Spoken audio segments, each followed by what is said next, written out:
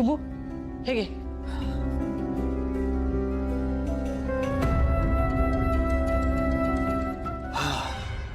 थांब शुभू, काय बोललास रे स्वीटी मोर? हे बघ, रागाच्या भरात सुद्धा भलतं सलतं बोलायचं नाही साहेबांच्या लेकीबद्दल.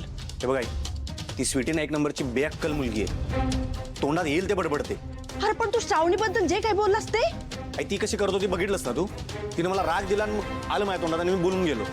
अरे पण हे बघ आई, या क्षणाला मी तुला एवढंच सांगू शकतो की मला श्रावणी मॅडमांविषयी खूप काळजी वाटते. अगं त्यांच्या घरात काय काय चाललंय त्यांच्या बाबतीत तुला माहिती आहे ना. आणि आता आपल्या घरात त्यांच्याविषयी कोणी काय बोललं तर ते मला नाही सहन होणार.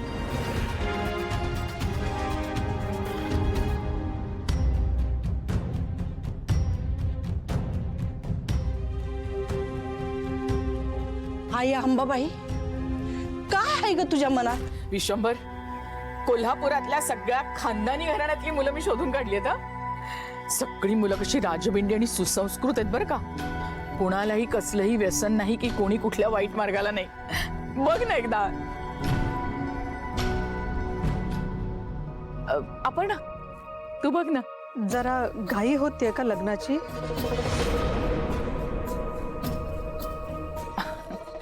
आपण काही गोष्टी योग्य वेळेला होणंच बरं असतं.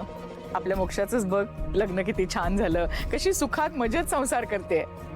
आणि शेवटी हा विश्वंभरनी घेतलेला निर्णय आहे आणि मलाही तो पटलाय. पृथ्वी तू बघ ना. हा नंदाका, बघतो ना मी. नंदाका, तुला जो योग्य वाटेल त्याची निवड कर, माझी काही हरकत नाही. असं काय करताय तुम्ही? सगळं माझ्यावरच टाकलंय. अरे शुभू शुभू, बरं झालं तू आलास. बघ ना, ह्यातला कुठला मुलगा आवडतोय तुला? मुलगा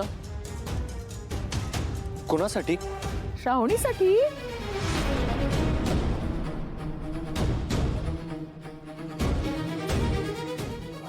साहेब, श्रावणी मॅडम लग्नाच्या मनस्थितीत. तिच्या होकार नकाराचा प्रश्न येतोच कुठे?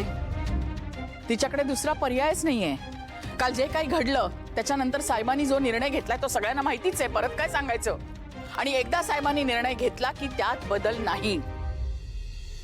कसं आहे, इतकी वर्ष तिच्या काळजीने आम्ही तिला सांभाळलं, या घराने तिला आसरा दिलाय. पण आता तिचं लग्न होणं हे तिच्यासाठी आणि या घरासाठी फायद्याचं आहे. जा, तिला हे फोटोज नेऊन दे. शुभू, नोकरांनी सांगितलेलं ऐकायचं असतं. उभा कायच नुसता? जा जा बाबा, तिलाही दाखव, तिची पसंती महत्वाची आहे.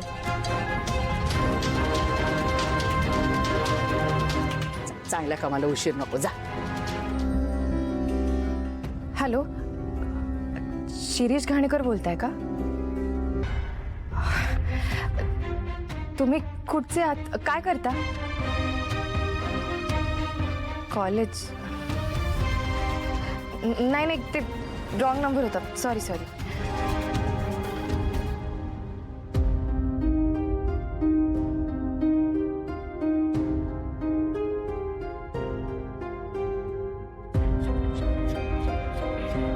मॅडम, अरे काय करायलाय? काय नाही मॅडम, 400-500 नावं असतील ती. अहो काय करायलाय हे? शिरीष घाणेकरला शोधते, तेव्हा आता सुरुवात कुठनं तरी करावीच लागेल ना. आणि तू ह्यात पडू नकोस. पडायचंच असेल तर मदत कर माझी. मी तुम्हाला मदत करायला कधी नाही म्हणलोय काय, पण मला काय वाटायला लागलंय. हे काय? खाली काय चाललंय तुम्हाला माहित नाही काय? काय झालं? अहो मॅडम, तुमच्या लग्नाविषयी बोलणं चालू आहे खाली. हे फोटो बघा, आत्यासाहेबांनी पाठवले तुम्हाला दाखवायला आणि एक पसंत करायला पण लावलाय. मला कशाला दाखवताय? त्यांना म्हणावं तुम्हीच ठरवा.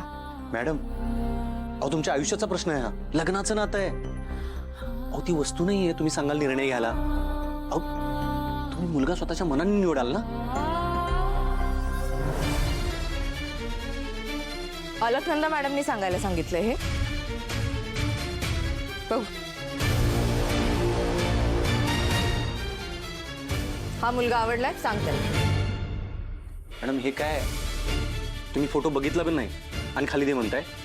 मॅडम, तुम्हाला लग्न नाही करायचं तर तुम्ही साहेबांना सांगा. हे त्याने काय फरक पडणार आहे शुभू? असं नाहीये मॅडम, तुम्ही सांगून तर बघा. मॅडम आजच वेळ आहे, नंतर लई पश्चाताप होईल.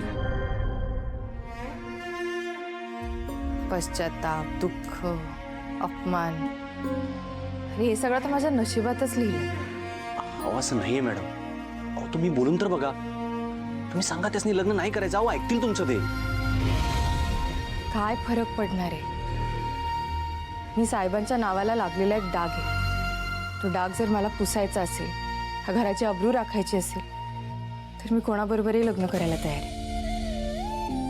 एक तर माझ्या आईने कुठे तोंड दाखवायला जागा ठेवली नाही मला. तरी किती त्रास दिला तिने साहेबांना. पण तरी सुद्धा साहेबांनी मला या घरात आसरा दिला. तिच्या डोळ्यासमोर ठेवलं, लहानाचं मोठं केलं. किती उपकार आहे तरी त्यांचे माझ्यावर.